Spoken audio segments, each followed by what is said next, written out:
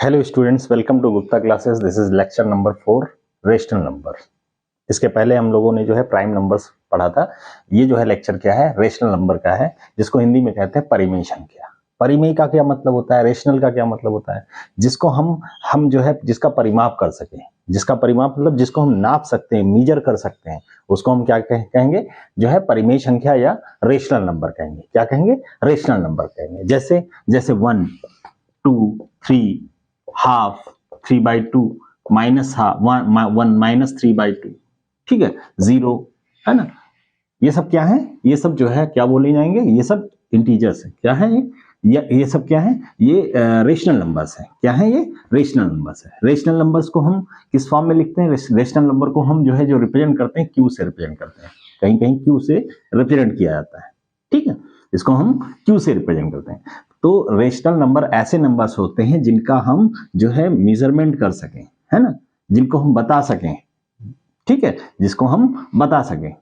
जैसे मान लीजिए आपके अकाउंट में बैलेंस 0 बता रहा है, मतलब आपके पास कुछ नहीं है, इसका मीनिंग है कुछ। -3/2 का क्या मतलब होता है? मान लीजिए जो है आपसे किसी ने जो है क्या हुआ, आपने किसी से जो है सामान जो है लिया हुआ है, तो उसको हम क्या बोलेंगे, जो है बैंक के जो है कंडीशन में क्या कहते हैं, इसको क्रेडिट और डेबिट कहेंगे। क्या कहेंगे? क्रेडिट एंड डेबिट कहेंगे, ठीक है।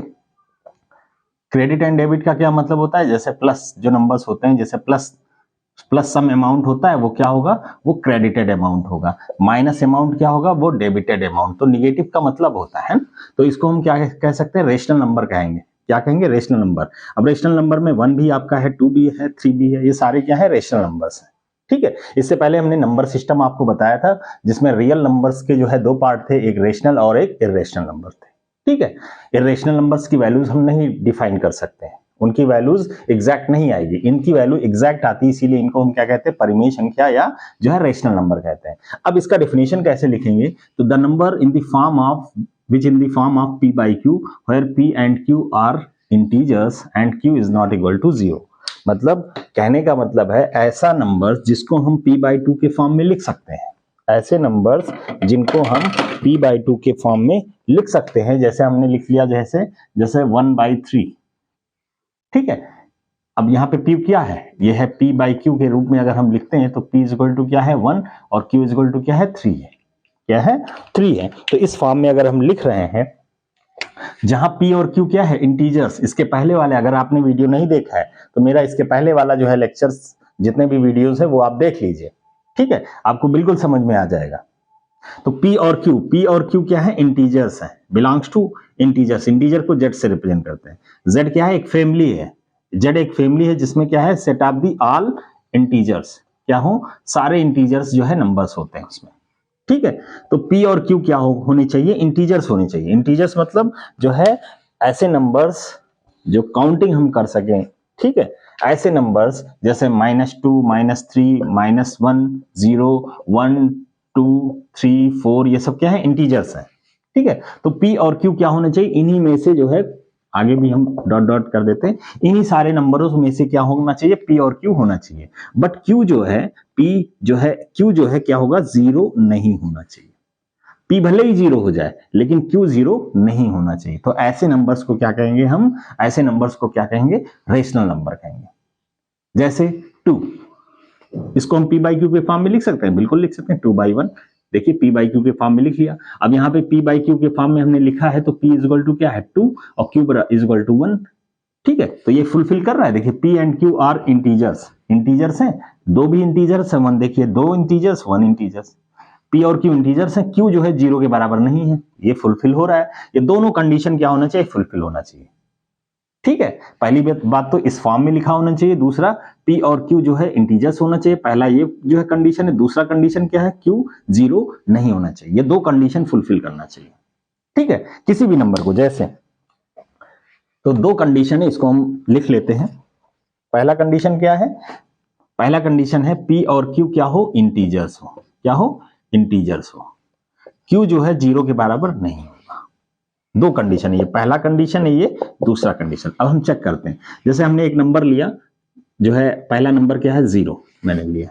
इसको हम चेक करते हैं। इसको हम जो है p/q के फॉर्म में लिख सकते हैं। देखिए 0/1 लिख दिए तो हम कोई प्रॉब्लम तो होगा नहीं आपको, क्योंकि 1 से डिवाइड करने पे कोई भी नंबर उतना ही रहता है, ठीक है, तो 0/1 अगर हमने लिख दिया तो ये क्या है, P अपान Q के फॉर्म में है। P बराबर क्या है 0, P इक्वल टू 0 और Q इक्वल टू 1। ठीक है, तो क्या P और Q क्या है, इंटीजर्स हैं, ये फुलफिल हो रहा है। दूसरा condition Q not equal to 0, मतलब 0 नहीं होना चाहिए, उसके अलावा कुछ भी हो, 0 नहीं है, फुलफिल हो रहा है। मतलब 0 क्या है, 0 क्या है, 0 इज अ रेशनल नंबर। 0 क्या है, एक रेशनल नंबर है।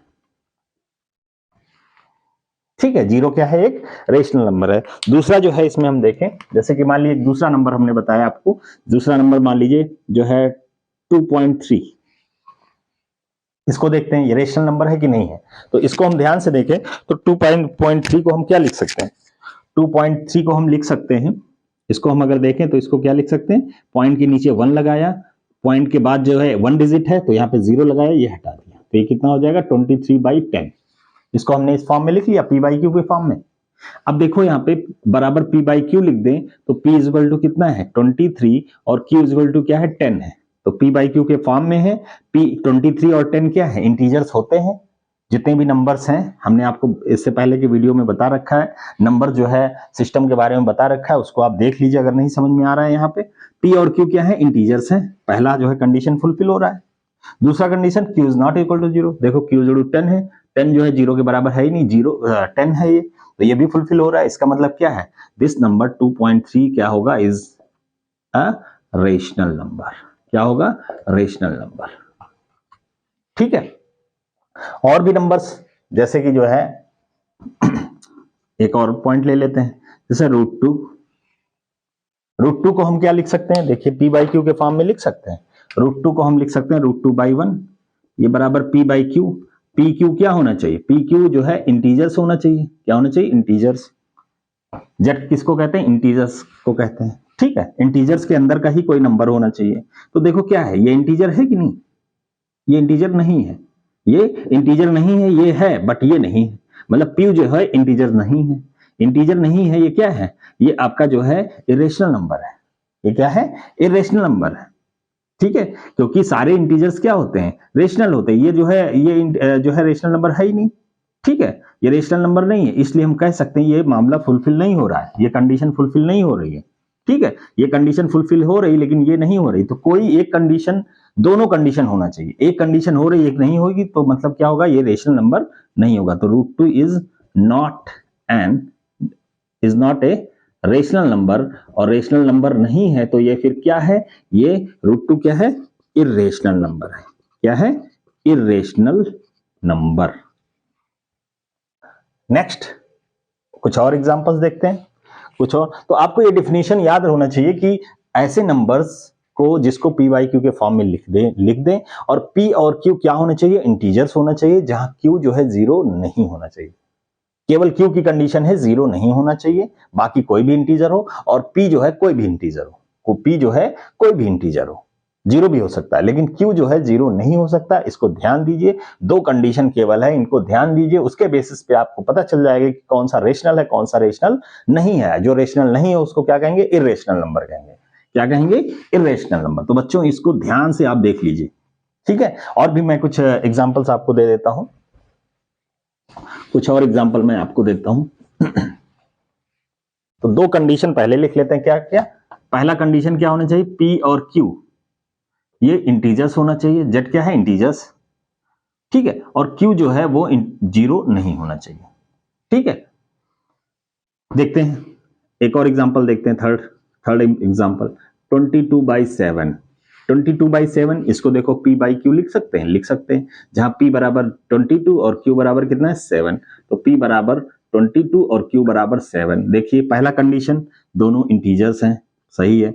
दूसरा कंडीशन Q नॉट, ये भी सही है। मतलब ये क्या है, ये 22/7 ये कैसा नंबर है, 22/7 क्या है, इज अ रेशनल नंबर। क्या है, रेशनल नंबर। ठीक है, नेक्स्ट फोर्थ क्वेश्चन हम देखते हैं, पाई। पाई क्या है, पाई की वैल्यू अगर हम कैलकुलेट करें तो पाई की वैल्यू बहुत सारी आती है। कितनी, बहुत लंबी आती है, 3.14 डॉट डॉट डॉट। ठीक है, और ये ऐसे नंबर हैं जो कभी खत्म नहीं होते, इसको चलते जाओ। इसकी वैल्यू आप गूगल पे सर्च करो, किसी ने 1000 पॉइंट तक निकाला है, किसी ने डेसिमल के जो है 100 पॉइंट तक, किसी ने 500 निकाला है। तो इसकी वैल्यू कभी रुकती नहीं है, ठीक है, इसकी वैल्यू कभी भी रुकती नहीं है। तो ये जो है, और ये जो है रुकती नहीं है, और साथ ही साथ में जो नंबर्स होते हैं वो रिपीट भी नहीं होते।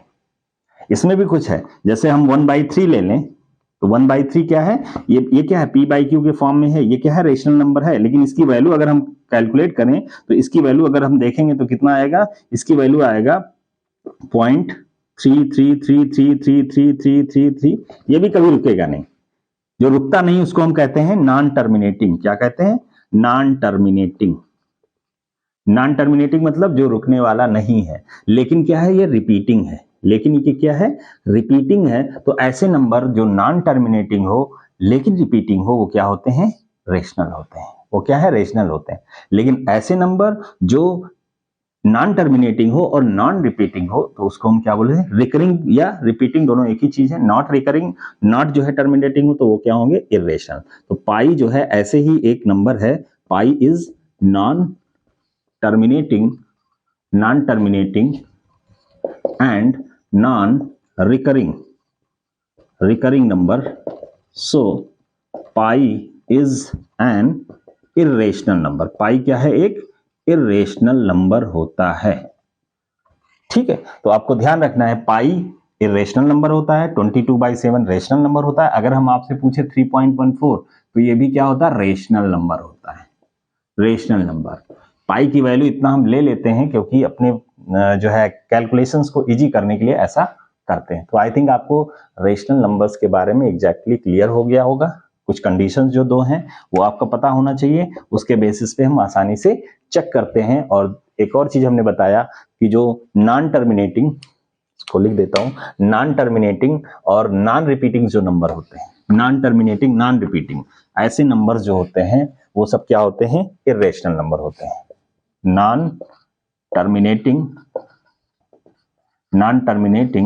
एंड नॉन रिकरिंग, कहीं कहीं रिकरिंग होता है, कहीं कहीं रिपीटिंग होता है, ये क्या होते हैं, इर्रेशनल नंबर होते हैं, इर्रेशनल नंबर।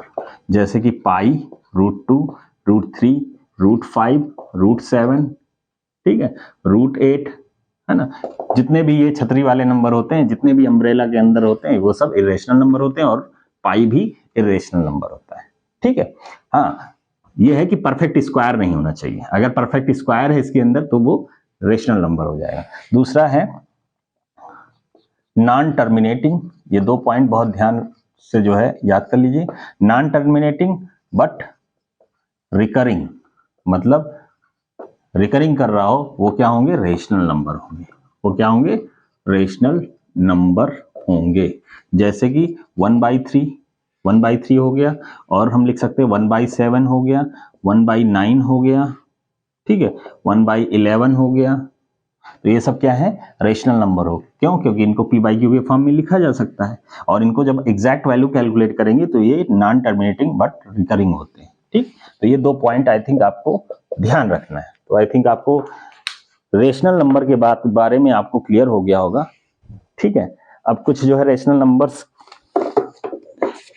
नंबर से रिलेटेड जो है मैं और कुछ बताऊंगा। Thank you very much.